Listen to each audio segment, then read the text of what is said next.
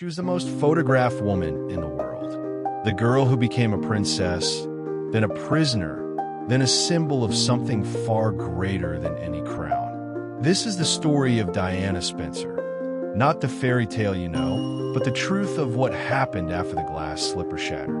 Born into British aristocracy on July 1st, 1961, Diana grew up in the shadow of Sandringham, playing with the royal children as if it were normal. It wasn't. Her family, the Spencers, had served the monarchy for centuries. Her father, John, was the 8th Earl Spencer. Her mother, Frances, left when Diana was 6, walking out on the marriage and taking limited custody of her children. The divorce was scandalous for the era. Diana remembered the sound of her mother's footsteps descending the stairs, never to return to the nursery. That abandonment would echo through every relationship Diana ever formed. At Althorpe, the Spencer estate in Northamptonshire, Diana was the 3rd daughter. A disappointment to a family needing a male heir. She was unremarkable at school, failing her O-levels twice. But she was remarkable in other ways. Intuitive with children, deeply emotional, and possessed a vulnerability that made people want to protect her. At West Heath School, she excelled at swimming and diving, finding in water a silence she could not locate elsewhere. By 16, she was a shy, awkward teenager working as a nanny and at a nursery school in London. She cleaned her sister Sarah's apartment for pocket money. She dreamed of being a ballerina, but grew too tall. She dreamed of love, but seemed invisible to boys her own age. At 19, she was engaged to the heir to the throne. Prince Charles needed a bride. The country needed a princess. Diana needed love. Only one of those needs would be met. The courtship was a fiction from the start. They met 13 times before the engagement. Charles was 32, under pressure to marry, to produce heirs, to secure the succession. Diana was a virgin, aristocratic, and young enough to be molded. She believed she was in love. She believed he was in love with her. She would spend the next 15 years discovering how wrong she had been. The wedding on July 29, 1981, was watched by 750 million people globally. 2 billion more would see the photographs. 3 minutes of hesitation at the altar, when Diana accidentally reversed Charles's names, became the first crack in the perfect image. She was 20 years old, trembling in a 25-foot train, entering a family that had already decided who she would be. The dress, designed by David and Elizabeth Emanuel, was the stuff of fantasy. The marriage that followed was not. The honeymoon on the Royal Yacht Britannia revealed the distance between them. Charles brought books, philosophy, history, fishing logs. Diana wanted attention, conversation, connection. She found instead the photographs of Camilla Parker Bowles in Charles's diary. She found the cufflinks Camilla had given her, inscribed with their private jokes. She found that the woman who would define her destruction was already present in her marriage bed, invisible but omnipresent. The births of William in 1982 and Harry in 1984 should have sealed her place. Instead, they exposed the fracture. Charles had never stopped loving Camilla. Diana knew it. The palace knew it. The public did not. Not yet. Behind Kensington Palace doors, she was drowning. Postpartum depression, bulimia, self-harm. She threw herself downstairs while pregnant with William, desperate for attention from a husband who had already left the marriage emotionally. The royal family viewed her tears as weakness. She would turn that weakness into power. Diana learned to use the cameras that hunted her. She tipped off photographers to her whereabouts when it suited her. She leaked stories to sympathetic journalists. She understood before anyone else in the palace that image was power, and that the public's love for her was a weapon no royal protocol could neutralize.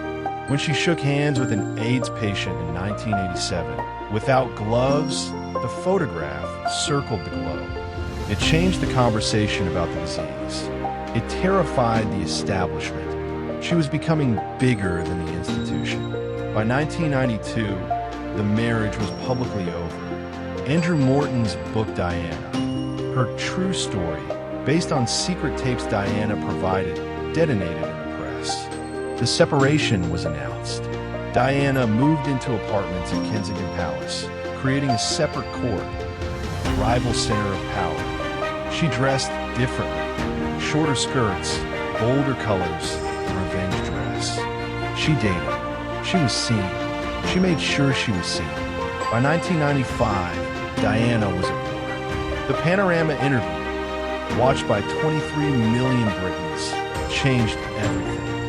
There are 3 of us in this marriage, she said, so it was a bit crowded. She questioned Charles's fitness to be king. She admitted her own affairs with her married bodyguard Barry Manickey, with the art dealer Oliver Hoare, with the rugby player Will Carling, and most significantly with James Hewitt, the cavalry officer who gave her attention when her husband would not. The palace had never been attacked from within like this. The Queen, finally, ordered the divorce finalized by 1996. Stripped of her title, Her Royal Highness, Diana should have faded. Instead, she became larger than the monarchy itself. She sold 79 of her dresses at Christie's in New York, raising millions for AIDS and cancer charities. She dated Hasnat Khan, a Pakistani heart surgeon, visiting him at the hospital, considering conversion to Islam, dreaming of a life in Australia or Pakistan away from the cameras. He ended it, unable to bear the publicity. She was devastated. Then, in July 1997, she fell in love with Dodi Fayed, son of the Harrods' owner Mohammed Al Fayed. Dodi was different, wealthy, glamorous, attentive. He showered her with gifts, with attention, with the adoration she had craved her entire life. The paparazzi, who had fed on her for 16 years, entered a feeding frenzy. Every moment was worth thousands. Every chase was more dangerous than the last. They were photographed kissing on Dodi's yacht in the Mediterranean, the image sold for millions. Diana believed she had found happiness.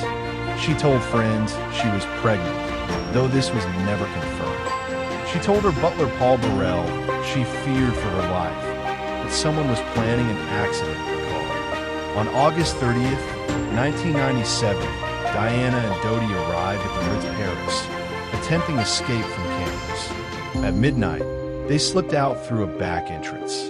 Henri Paul, the hotel's head of security, was driving. He was drunk, 3 times over the French limit. He had taken antidepressants. The Mercedes crashed into a pillar in the Pont d'Alma tunnel at 65 miles per hour. Dodi and Paul died instantly. Trevor Rees-Jones, the bodyguard, survived with severe injuries. Diana died 4 hours later at Pity-Salpêtrière Hospital. Her heart had been displaced to the right side of her chest by the impact. She was 36 years old. The world stopped. The grief was immediate and volcanic. Outside Kensington Palace, the flower pile grew to 5 feet deep, stretching for half a mile. The Queen's silence for 5 days nearly toppled the monarchy. The Prime Minister, Tony Blair, captured the public mood. She was the people's princess. The funeral, on September 6th, was Diana's final masterstroke. She had planned it herself years earlier. No royal pomp. Elton John singing Goodbye England's Rose, rewritten for her in hours. Her coffin draped in the royal standard. And behind it, her sons walking, William 15, Harry 12, forcing the world to see them as human, not heirs. Harry's head was bowed. William's jaw was set. They would never forgive the press. They would never fully recover. But the story didn't end in Paris. Conspiracy theories erupted within hours. MI6 assassination plots, pregnancy rumors. Dodi's father, Mohammed Al Fayed, spent millions claiming the British establishment murdered them to prevent a Muslim stepfather to the future king. Inquests in 2007 and 2008 ruled unlawful killing by negligent driving and paparazzi pursuit. The truth was simpler and uglier. A drunk driver, speeding motorcycles, and a woman who had never learned to wear a seatbelt because she was always looking back at the cameras chasing her. Diana's real legacy is not the tragedy. It is the transformation she forced on the institution that tried to consume her. She touched AIDS patients when the world feared contagion. She walked through landmine fields in Angola while governments debated statistics. She hugged lepers in India, saying, "You're not allowed to touch them," then touched them anyway. She taught her sons to feel, not just to reign. When William married Kate Middleton, a commoner like his mother, he was completing Diana's revolution. When Harry married Meghan Markle, against intense opposition, he was continuing his mother's war against the palace's coldness.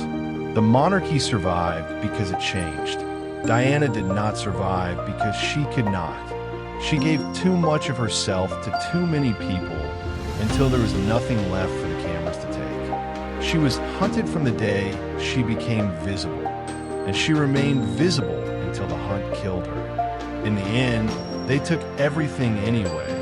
The woman, the mother, the princess who wanted only to be loved. What remains is the memory of a smile that hid infinite sadness, of a hand that reached for the untouchable, of a heart that broke so openly the world could not look away.